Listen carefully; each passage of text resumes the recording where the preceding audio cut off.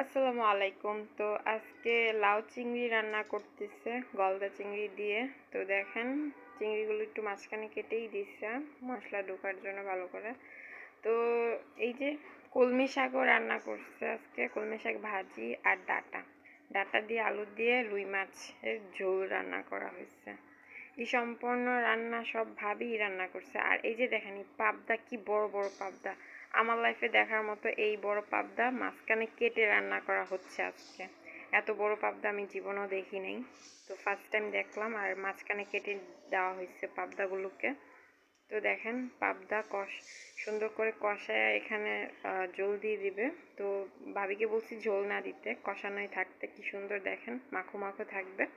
তো আজকে দুপুরের মেনু হলো কলমি শাক ভাজি, লাউ দিয়ে চিংড়ি আর পাবদা মাছের ভুনা, এইগুলাই। আর সাথে ডাল ছিল, ডালটা দেখায়নি।